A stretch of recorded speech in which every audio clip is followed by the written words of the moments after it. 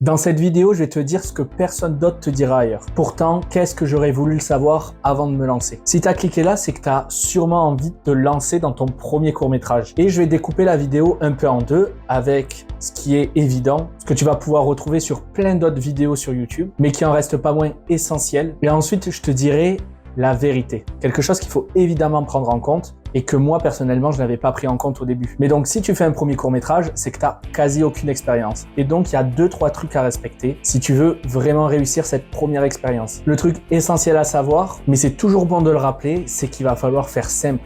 Vraiment simple. Si tu commences à vouloir faire de la science-fiction, un gros film d'action, je te le dis direct, ça va être quasi impossible. Quand on fait un premier court-métrage, en plus de ça, souvent, on n'a pas de budget. Donc vraiment, pars du principe qu'il faut que tu te serves de ce que tu as. Donc, pas un film d'époque, quelque chose qui va se passer dans notre époque. En termes de lieux, tu vas pas commencer à écrire dans ton scénario des lieux dont tu n'as pas accès. Donc, pars de ce que tu as, pars des lieux que tu as, des tenues que tu as, du matériel que tu as pour écrire ton scénario et pas l'inverse. Même dans le genre du film que tu vas choisir, tu peux pas choisir n'importe quoi. Du drame, de la comédie, c'est ok.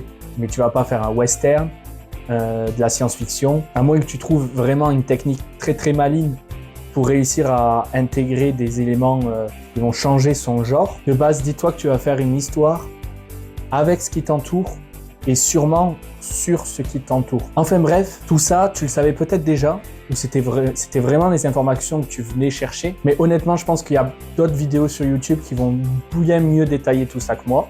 Moi, je suis pas là pour ça. Il y a une chose essentielle à savoir qui change absolument tout dans ta façon dont tu vas faire ton film, mais surtout quand tu vas te lancer.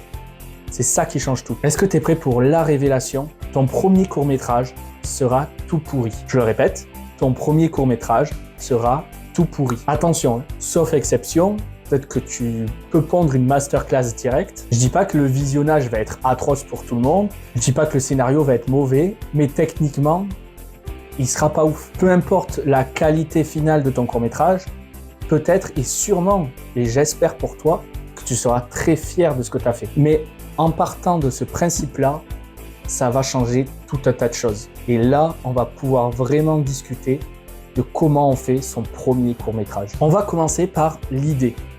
Tu as une super idée de scénario. Tu as un truc, vraiment, c'est presque ce qui te pousse à vouloir faire un court-métrage. Tu as une idée qui te trotte dans la tête, tu te dis ce serait un super truc à faire, vraiment, le fais pas.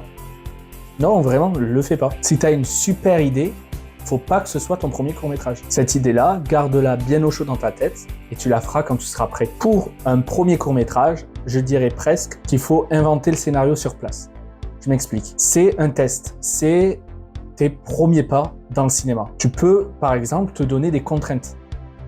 Un thème, des objets à placer. Ça peut être contre-intuitif dit comme ça. On dirait que ça va compliquer la tâche, mais au final, ça va te permettre sûrement d'écrire un petit scénario juste efficace comme il faut, facile à réaliser. Ça peut être une aide, en tout cas. Quand on fait son premier court-métrage, une fois qu'on a l'idée, après, il nous faut des acteurs. Et ça, c'est très compliqué. Parce qu'un film peut avoir une bonne idée de scénario, peut avoir une bête de caméra, être super bien réalisé. Si les acteurs sont mauvais, ça gâche absolument tout. Tu serais tenté de prendre tes potes, par exemple. Eh ben, tu sais quoi? Prends tes potes. Et ouais, je vais faire ça toute la vidéo, en fait. Prends tes potes. Ça sert à rien d'attendre le bon moment, les bonnes personnes, rencontrer des gens, etc. Non, si tu as envie de te lancer, tu prends les gens qui sont avec toi, qui sont chauds, avec qui tu vas bien t'entendre, avec qui tu vas bien rigoler, passer un super moment. Donc, tu prends tes potes, tu leur attribues des rôles, ceux qui sont d'accord, etc. Et tu les fais jouer. Après, attention, je dis pas que il faut que le jeu d'acteur soit une catastrophe totale, que c'est pas grave si c'est le cas. C'est là que tu vas commencer à voir ton rôle de réalisateur. Vraiment, ça va être super formateur. Si une prise est pas bonne, refais-la, encore et encore. Guide tes acteurs.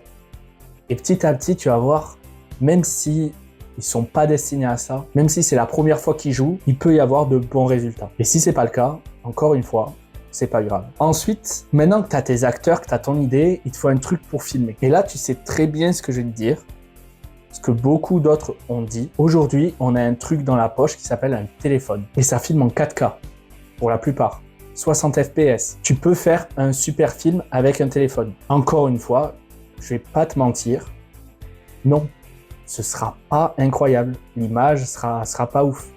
Ça n'aura rien à voir avec quelqu'un qui va filmer avec une vraie caméra. Mais si tu as suivi, on s'en fout. Si tu n'as que ton téléphone, filme avec ton téléphone. L'objectif, c'est de faire. Donc oui, pour faire son premier court-métrage, tu peux utiliser ton téléphone, il n'y a aucun souci. Ensuite, une fois que tu as tout ça, tu vas arriver sur le tournage. Tu vas sûrement caler une petite date avec tes potes, un week-end, quelques heures, quelques jours. Et c'est là où tu vas vraiment pouvoir rentrer en jeu et faire en sorte que ton premier film, qui sera sûrement pas ouf, soit quand même cool. Un truc dont tu pourras être fier. Donc c'est vraiment à ce moment-là que tu vas apprendre.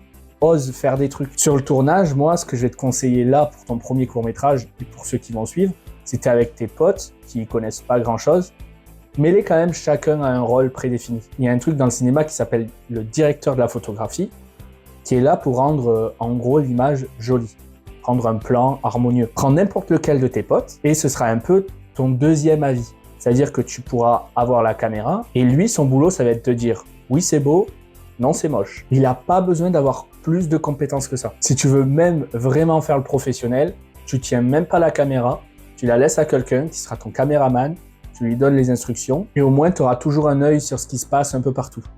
Parce que ça va être ça ton vrai rôle et qui va faire en sorte que ton court-métrage quand même au final puisse être vraiment agréable à regarder.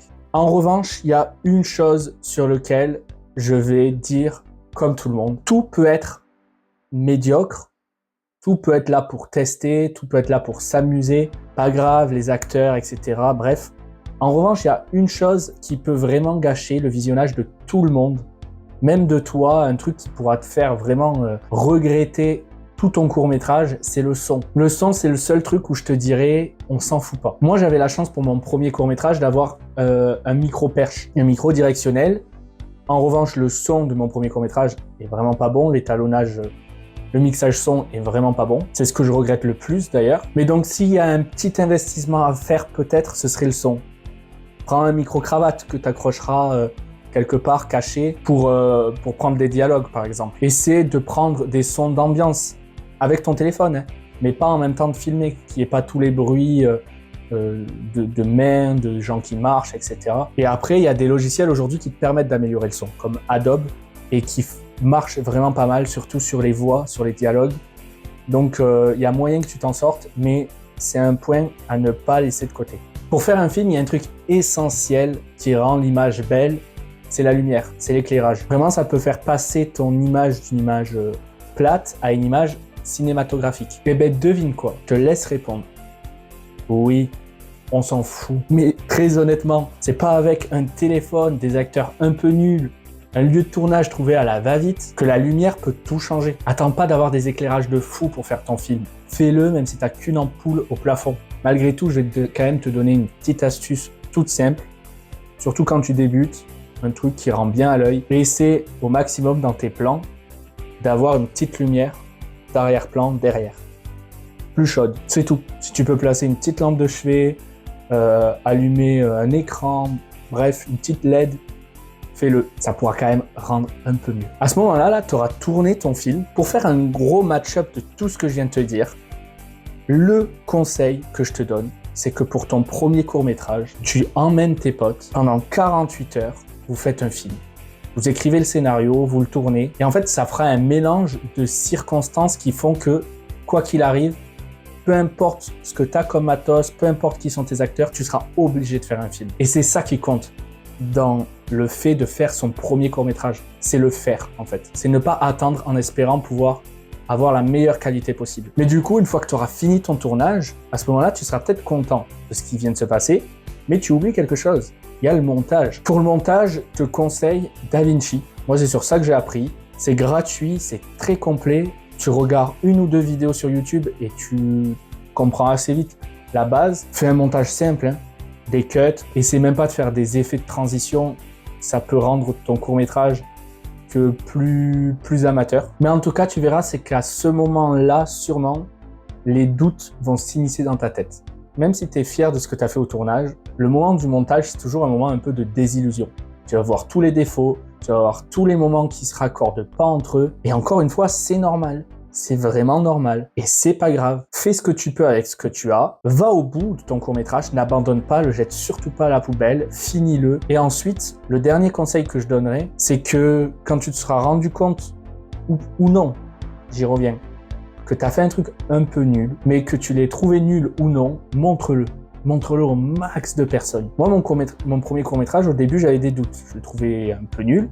Je l'ai montré aux gens et les gens l'ont vraiment kiffé. Tu auras plein de retours des gens. C'est à ce moment-là, pour moi, que tu passes de avoir envie de faire un premier court-métrage et l'avoir fait. Si tu le montres à personne, il a jamais vraiment existé encore. Moi, mon premier court-métrage, dont j'étais très fier, hein, je me rends compte qu'aujourd'hui, bon, c'est pas ouf, pour toutes les raisons que je viens de te donner. Dis-toi que je l'ai montré sur un écran de cinéma devant 300 personnes, sans aucune honte. Faudrait que je raconte cette histoire un jour. Mais bref, j'espère que tu as compris ce que je voulais dire dans cette vidéo. J'espère vraiment t'avoir apporté quelque chose que tu ne pourras pas retrouver ailleurs. Je pense que si j'avais vu cette vidéo à l'époque où moi j'avais fait mon premier court-métrage, j'aurais peut-être pas attendu aussi longtemps. En gros résumé, pour faire ton premier court-métrage, il faut que tu le fasses. Ça paraît con dit comme ça, mais pas le choix. Si tu étais comme moi à l'époque, arrête de regarder des dizaines et des dizaines de vidéos qui t'expliquent comment tu peux faire au mieux, comment ne pas louper ton premier court-métrage. On s'en fout. Fais-le. Et ensuite, tu en feras un deuxième, un troisième, un quatrième. Et à chaque court-métrage, tu te rendras compte que celui d'avant était pourri. Mais tu feras toujours mieux. Et c'est ça qui compte. Donc, quitte YouTube, allume ta caméra et filme.